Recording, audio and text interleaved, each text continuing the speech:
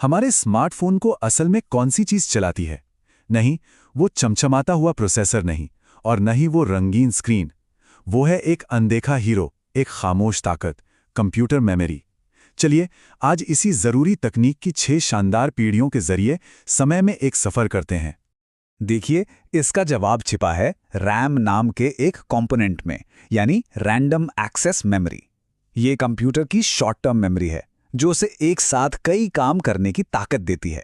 विशालकाय कंप्यूटरों से लेकर जेब में समा जाने वाले डिवाइस तक का ये जो सफर है ना, वो असल में रैम के विकास की ही कहानी है। तो चलिए शुरू करते हैं।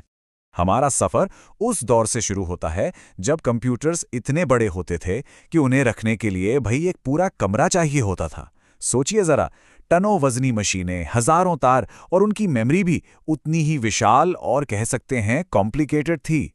तो ये है पहली पीढ़ी, वैक्यूम ट्यूब। ये कांच के बल्ब असल में इलेक्ट्रॉनिक स्विच की तरह काम करते थे। और इतिहास में पहली बार ऐसा हुआ था कि मशीनें जानकारी को इलेक्ट्रॉनिक रूप से स्टोर और प्रोसेस कर सकती थीं। ये एक बहुत बड़ी छलांग थी, लेकिन इस क्रांति की एक भारी कीमत चुकानी पड़ी। सबसे बड़ी समस्या कि ये वैक्यूम ट्यूब बहुत बड़े थे, भरोसे के लायक नहीं थे और बेहद धीमे थे। और गर्मी, अरे वो इतनी गर्मी पैदा करते थे कि कंप्यूटर कहीं पिघल ना जाए, इसके लिए एक खास एयर कंडीशनिंग सिस्टम की जरूरत पड़ती थी। तो जाहिर है, इससे बेहतर कुछ तो चाहिए ही था।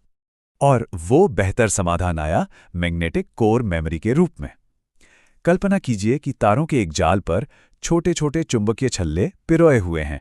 हर एक छल्ला डेटा का एक बिट स्टोर कर सकता था। ये सिर्फ कोई छोटा मोटा सुधार नहीं था, ये कंप्यूटर टेक्नोलॉजी के लिए एक जबरदस्त छलांग थी। Magnetic core memory vacuum tube के मुकाबले काफी छोटी थी, तेज थी और गर्मी भी बहुत कम पैदा करती थी। इसका मतलब था कि कंप्यूटर आखिरकार छोटे, ज्यादा भरोसेमंद और ज्यादा प्रैक्टिकल बन रहे थे।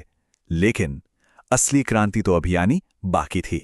तो देखिए, सिर्फ 2 दशकों में कितनी जबरदस्त तरक्की हुई।